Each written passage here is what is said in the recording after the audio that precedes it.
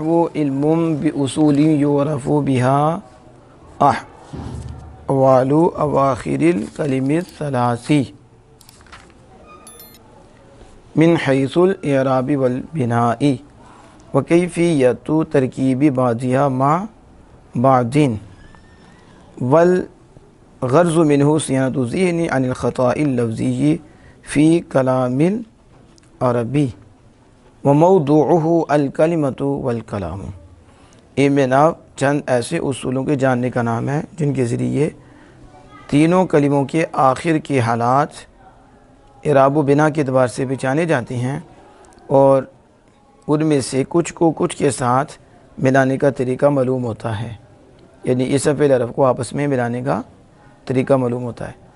علم نحو کی غرض صیانت الذہنی، ذہن کو کلام عرب میں لفظی غلطی سے بچانا، اور علم نحو کا موضوع الکلمۃ والکلام۔ مصنف نے جو یہ فرمایا علم باصول، علم تو یہ جنس ہے، کیا ہے؟ اور جنس شرکت کثیرین سے معنی نہیں ہوتی، شرکت معنی نہیں ہوتی، اس میں کثیر کی شرکت، کس کی؟ قلیل و کثیر پہ بولی جاتی ہے، قلیل اور کثیر کو شامل ہوتی ہے، اس لیے کہتے ہیں کہ علم باصول جنس، یہ کیا ہے؟ جنس ہے، بولو، یشتمل المقصود وغیرہ، یہ مقصود اور غیر مقصود دونوں کو شامل ہے۔ دیکھا کثیر کو شامل ہوتی ہے، مقصود اور غیر مقصود دونوں کو شامل ہے۔ کیا مطلب؟ من علوم الصرف، من والمنطقی واللغتی والعروضی وغیرہا، یعنی اب یہ علم باصول، علم جنس ہے، مقصود غیر مقصود کو شامل ہے، لہذا علوم صرف کو بھی شامل ہے، علم صرف کو بھی، علم منطق کو بھی، اور علوم لغت کو بھی، اور حروف کو بھی، اور ان کے علاوہ علوم کو بھی یہ شامل ہیں۔ سمجھ آ گئی؟ والاصول جمع الاصلی، اصول کس کی جمع ہے؟ اصل کی جمع ہے، دھیان ادھر ہی ہے۔ والاصول جمع الاصلی، اصول اصل کی جمع ہے، دلیل کیا ہے؟ کالفصولی جمع الفصلی، جیسے فصول فصل کی جمع ہے، ایسے ہی اصول اصل کی جمع ہے، اصول جمع ہے۔ اصل کیا ہے؟ والاصل فی اللغۃ ما یبتنی علیہ غیرہ، ٹھیک ہے، اور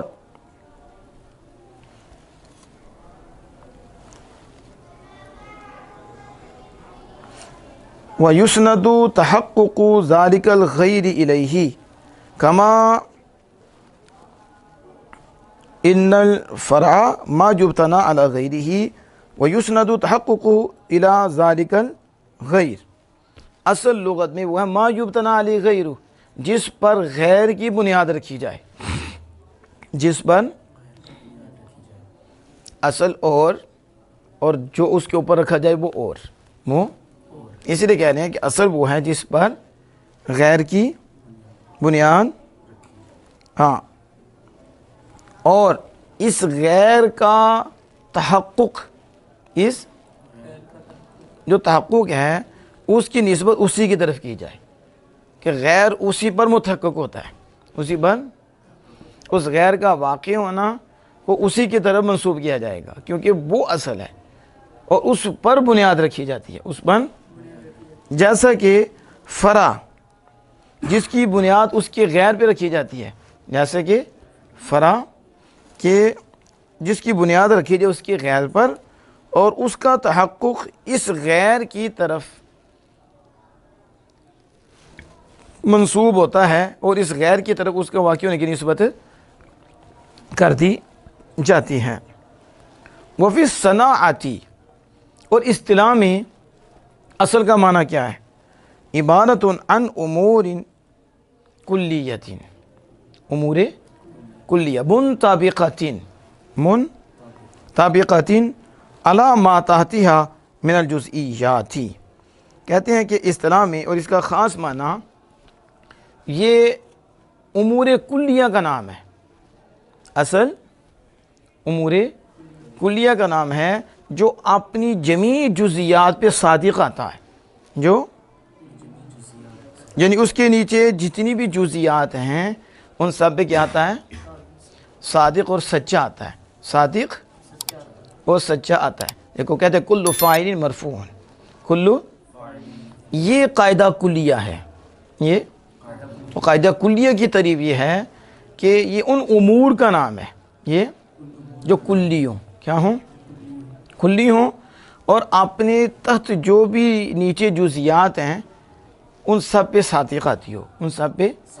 جب آپ نے کہا کل فاعل مرفوع تو اس کے نیچے کیا کیا لکھو گے؟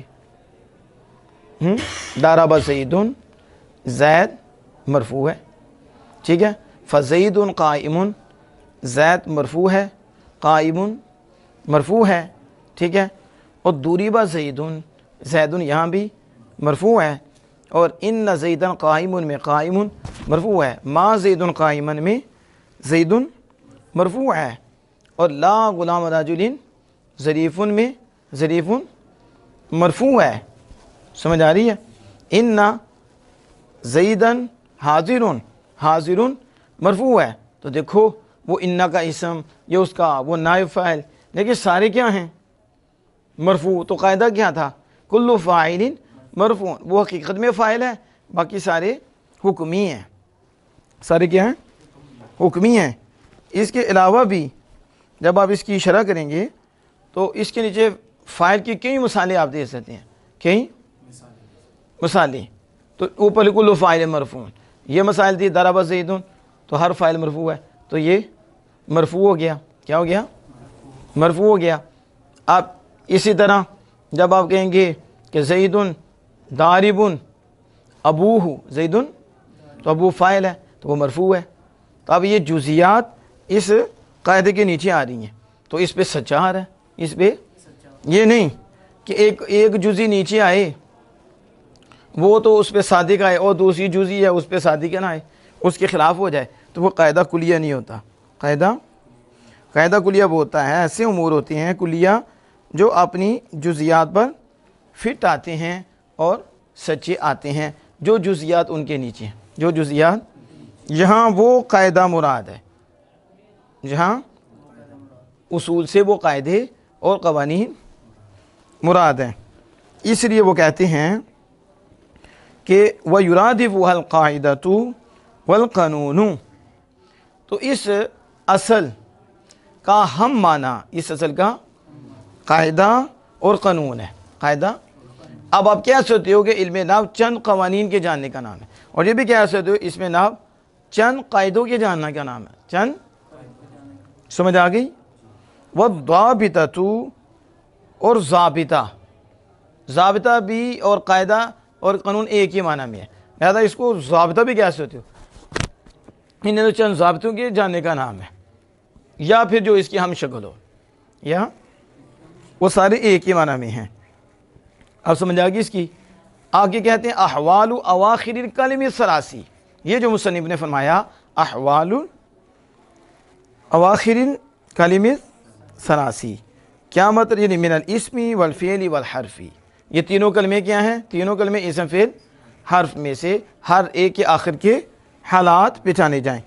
وخرج بقید الاحوال ما یعرف به ذات الکلم او معانیها کعلم الصرف والمنطق، کہتے ہیں یہ جو مصنف نے احوال کی قید لگائی ہے، دیکھا نا کیا کہا؟ احوال اواخر الکلم، جو احوال کی کلمے کے احوال، کلمے کی ذات نہیں، اس کا مطلب ہے کہ یہ قید لگانے سے جس کے ذریعے کلمے کی ذات پہچانی جاتی ہے اسے نکال دیا، وہ نکل گیا،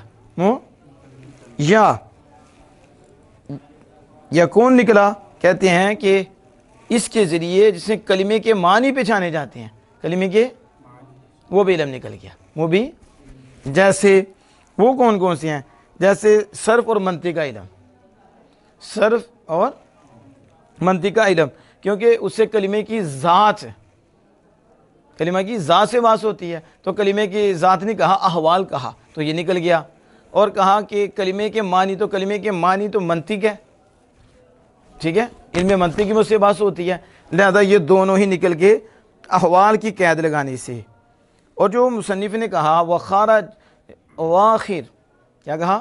احوال اواخر الکلم الثلاثی، تینوں کلمے کے آخر کے حالات، دیکھو تو اب اواخر کی جو قید لگائی، اواخر کی یہ قید لگانے سے اس سے وہ نکل گئے جن کلمے کے شروع کے احوال، شروع کے، جس سے کلمے کے شروع کے احوال پہچانے جاتے ہیں، یا کلمے کے درمیان کے احوال پہچانے جاتے ہیں، یا مکلفین کے احوال پہچانے جاتے ہیں، یا یعنی خارج بقید الاواخر ما یعرف به احوال اولها و او ساتها و او احوال المکلفین کا علم اللغت والفقہ۔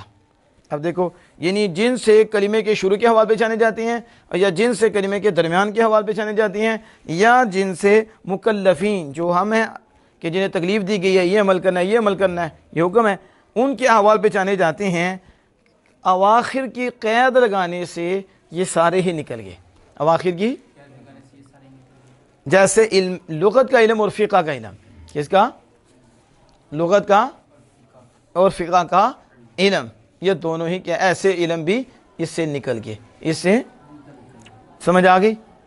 من حیث الاعراب والبناء، پھر مصنف نے کہا اعراب و بنا کے اعتبار سے، اعراب و خارج بقیدی من حیث الاعراب، ٹھیک ہے، والبنا، تو یہ کہنا کہ اعراب و بنا کی حیثیت سے اس قید سے وہ علم نکل گیا ما یعرف بی احوال اواخر الکلمی، وہ علم نکل گیا جن کے آخر کو پہچانا جاتا ہے، جن کے لا من حیث الاعراب والبنا، اعراب و بنا کے اعتبار سے نہیں، اعراب و کس حیثیت سے، بل من حیث موافقت القافیہ والوزنی، ان کے آخر کے حوال کو پہچانا جاتا ہے وزن اور قافیہ کی موافقت سے، وزن اور موافقت کی، قافیہ کی، وزن اور قافیہ کی موافقت کے اعتبار سے، وزن، تو وہ علم بھی اس قید سے نکل گئے کہ آخر سے بات ہوگی، لیکن وزن و قافیہ کے اعتبار سے نہیں کہ یہ وزن کے موافق یا قافیہ کے موافق ہے، اس اعتبار سے کلموں پہ بات نہیں، اعراب و بنا کے اعتبار سے، علیحدہ اس قید سے قوافی اور وزن کے جو موافق علوم وہ نکل گئے، وہ بھی جیسے کا علم العروض والقوافی، جیسے علم عروض اور علم قوافی، یہ بھی اس قید سے نکل گئے، اس قید سے۔ اب دیکھیں ایسے تعریف ہو جاتی ہے، جس کا دل کیا تعریف کر دی، یہ تعریف اس طرح کرتے ہیں کہ جامع ہو، معنی ہو، ساری جزیات پہ صادق بھی آئے اور باہر سے کوئی اندر نہ آ جائے، اسے بھی روک کے رکھے، اسے بھی معنی بھی ہو، مگر اعتراض ہوئے گا یہ بھی شامل ہے، جو آپ کی تعریف اس پہ صادق نہیں آتی، کہ ہم نے شامل نکال دی ہے، قید لگانے سے نکل گیا، قید اعتراضی ہے، یہ قید لگائی تو یہ نکل گیا، یہ قید لگائی تو یہ علوم نکل گئے، یہ قید لگائی تو یہ علوم نکل گئے، سمجھ آ گئی؟ ایسے طریفیں نہیں ہوتی، طریفے کو جامع معنی کرنا پڑتا ہے، ٹھیک ہے۔ اور جو کہا مصنف نے ما بعدین، دیکھو نا، کیفیت ترکیبی بعضها ما بعدین، اسم فعل حرف کو اسم فعل حرف کے ساتھ ملانے کا طریقہ، ٹھیک ہے، وہ معلوم ہو، تو کہتے ہیں یہ جو بعدین کی قید لگائی ہے، بعدین آخرہ، بعدین خرج بقید کیفیت ترکیبی، کیفیت ترکیب کی قید کے ساتھ ما یعرف به کیفیت المفردات، اس کے ساتھ کیفیت المفردات جس علم سے پہچانے جاتے ہیں وہ نکل گیا، یعنی مفرد کی کیفیت جس علم سے پہچانی جاتی ہے وہ نکل گیا، کیونکہ یہاں یہ نہیں کہا مفرد کی کیفیت، بلکہ ان کو آپس میں ملانے کی، ان کو آپس میں ملانے کی کیفیت، تو لہذا جس سے مفرد کی کیفیت معلوم ہوتی ہے وہ علوم بھی اس سے کیا ہوگی، نکل گئے، کیا ہوئے، نکل گئے. اب سمجھ آ رہی ہے اس کی؟ ہاں آگے سنیں. جیسے علوم الحیہ والابجد والہندسہ والحساب، جیسے حیت کا علوم، حساب کا علوم، ہندسہ کا علوم اور ابجد. علوم الحیت، علوم الابجد، ہندسہ، حساب، یہ سارے نکل گئے. یہ سارے کیونکہ ان میں مفردات کی کیفیت بھی جانی جاتی ہے، نہ کہ کلمے کو کلمے سے ملانا. یہ بھی نکل گیا. پھر مصنف کا کہنا اصول، کیا کہنا؟ علم باصول، یہ اصول کہنا اما ظرف لغوین، یہ علم کا ظرف لغو ہے. کیا ہے؟ علم کا کیا ہے؟ ظرف لغو، یعنی علم باصول، تو اس کا تعلق علم کے ساتھ ہے. کس کے ساتھ؟ اور علم اس کا متعلق بنے گا. علم اس کا یعنی اصول کو جاننا، اصول کو، یا ظرف مستقر دین، یا ظرف مستقر ہے کس کا؟ مشتمل کا. کس کا؟ کس کا ظرف لغو ہوگا؟ یعنی علم جو اصول کو مشتمل ہے. کس کو؟ تو مشتمل نظر نہیں آتا، کہتے ہیں المحذوف، وہ جو مشتمل ہے وہ محذوف ہے. النحو علم مشتمل باصول، تو علم نحو مشتمل ہے ایسے اصولوں پر. ٹھیک ہو گیا. اور مصنف کا کہنا یعرف، کیا کہنا؟ یعرف علی البناء المجہول، یہ مجہول، بناء مجہول پر ہے. کس پر ہے؟ یعنی یہ مجہول کا صیغہ ہے. یعرف، یا پھر اول معلوم، یا کہتے ہیں یا بناء معلوم پر ہے. اس میں دونوں احتمال ہیں. زیادہ تو یعرف بڑھا جاتا ہے، تو کہتے ہیں دوسرا یہ ہے کہ یہ بناء معلوم پر ہو. کس پر ہو؟ یعنی یہ معروف کا صیغہ ہو. کس کا؟ فعل معروف. ہوا جملۃ فعلیۃ، اور یہ جملہ فعلیہ ہے. کیا ہے؟ یار یعرف باحوال و احوال اواخر احوال اخوال الکلم الثلاثی، تو یہ یعرف، یہ جملہ فعلیہ نہیں بنے گا، تو یہ جملہ فعلیہ ہے. کیا ہے؟ لیکن صفت ہے اصول کی. کس کی؟ دیکھو پیچھے تھا اصول، اب اس اصول کی یہ صفت. تو آپ نے پڑھا تھا کہ صفت جملہ فعلیہ بھی آتی ہے. صفت، تو یہ دیکھو جملہ فعلیہ ادھر آیا ہوا ہے، اس کی صفت ہے اس کی، اور اصول موصوف ہے. تو یہ جملہ فعلیہ خبریہ ہو کر پیچھے کیا ہو جائے گی؟ اس کی صفت، اور اصول موصوف ہو جائے گا. اور اس کا کہنا احوال، کیا کہنا؟ یعرف بہا احوال، تو دیکھو یہ مرفوع ہے، تو یعرف مجہول ہے، تو یہ نائب فاعل ہے. یہ کیا ہو گیا اس کا؟ تو مرفوع علی انہ مفعول ما لم یسمى فاعلہ، یہ مرفوع ہے اس بنا پر کہ یہ مفعول ما لم یسمى فاعلہ ہے. مفعول کس کا؟ یعرف کا.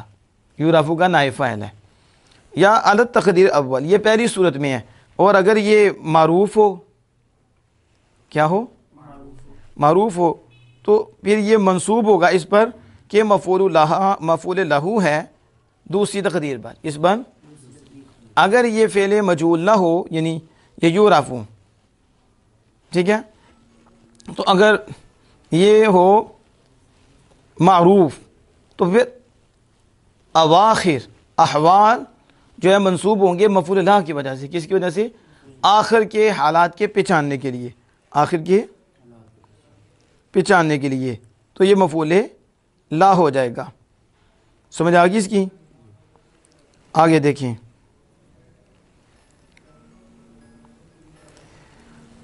والغرض منہ صیانۃ الذہن عن الخطاء اللفظی، اس کی غرض کیا ہے؟ کہتے ہیں غرض صیانۃ الذہن عن الخطاء اللفظی فی کلام العربی، فی کلام العربی، یعنی نحو کی غرض، یہ ضمیر کا مرجع نحو ہے. نحو کی غرض کلام عرب میں ذہن کو لفظی غلطی سے بچانا. کیا بولا؟ علم نحو کی تعریف کا بیان کرنے کے بعد مصنف جو فائدے کا مقصود ہے، فائدہ مقصود ہے، اس کے بیان میں شروع ہوا. تو کہا والغرض منہ صیانۃ الذہن، پہلے تعریف کی نا، اور تعریف سے فارغ ہوا، تو اب اس علم نحو کی غرض یعنی اس کا فائدہ کیا ہے، اس کے فائدہ دینے میں شروع ہوا. تو کہا والغرض منہ، کس کی غرض؟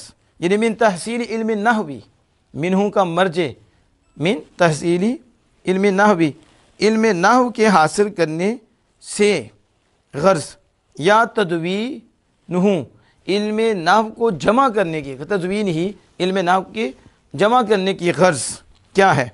والغرض ما یصدر الفعل لاجلہ، غرض کسے کہتے ہیں؟ جس کے لیے فعل صادر ہو۔ غرض کسے کہتے ہیں؟ فعل واقع ہو۔ تو کیوں واقع ہو؟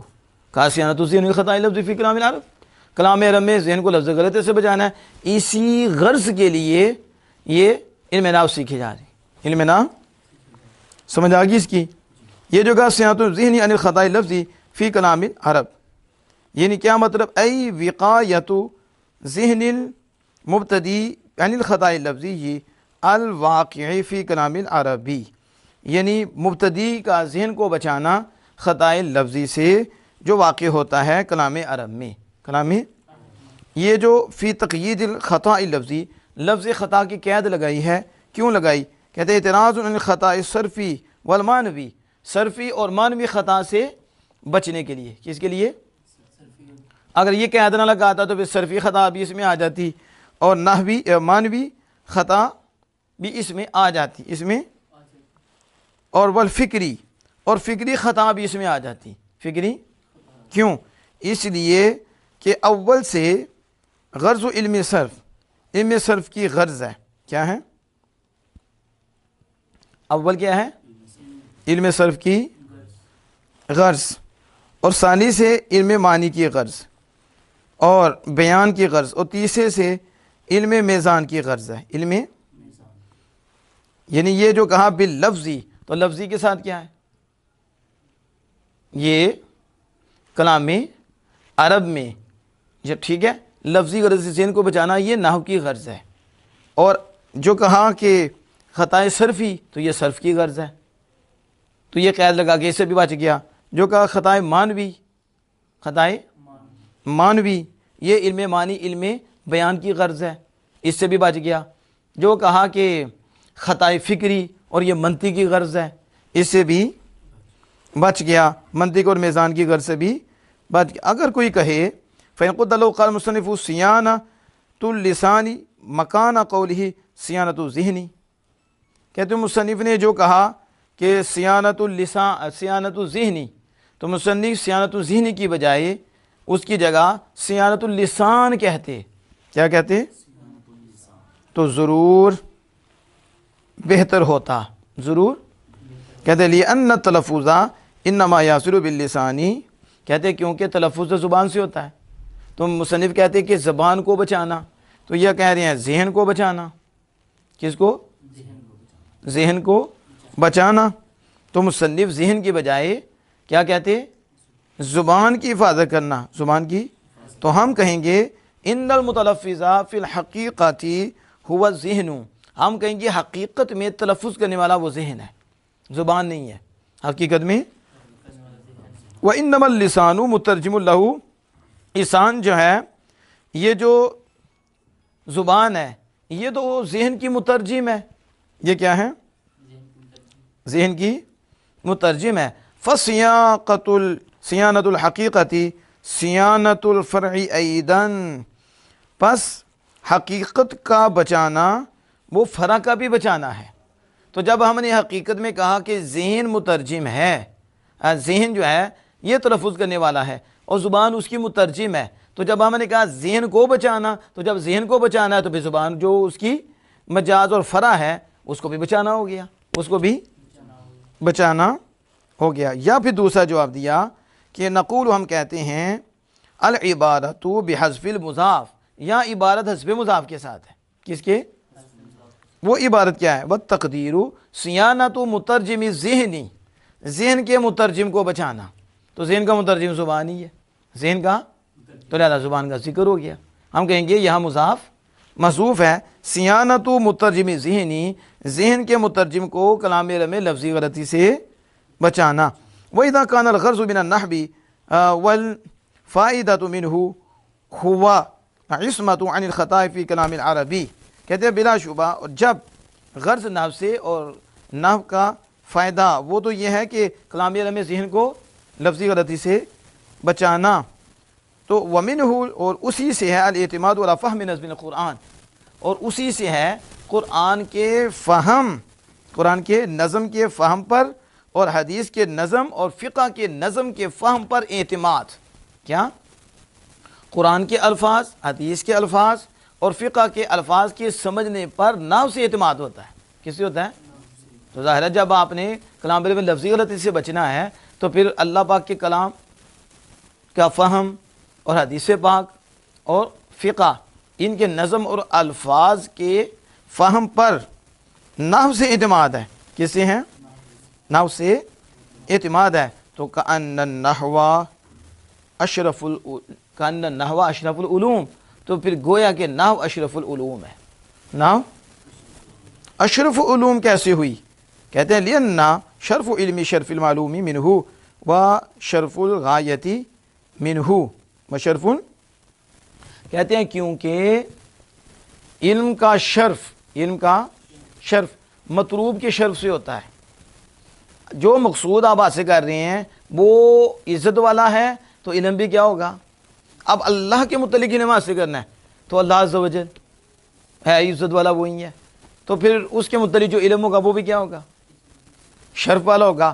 تو جب مطلوب شرف والا ہو اور انتہا کا شرف والا ہو تو پھر اس کے متعلق جو علم ہوتا ہے وہ بھی شرف والا ہے. تو علم نحو جو ہے اس سے تو اعتماد قرآن کے الفاظ کے سمجھنے، حدیث کے الفاظ کے سمجھنے اور فقہ کے الفاظ کے سمجھنے پر ہوتا ہے. تو لہذا اس کا جو متعلق ہے وہ کیا ہے؟ وہ قرآن و حدیث اور فقہ کے الفاظ کا فہم. سمجھ آ گئی؟ تو وہ اعلیٰ ہیں، وہ شرف والے ہیں، تو لہذا یہ علم بھی شرف والا ہوا.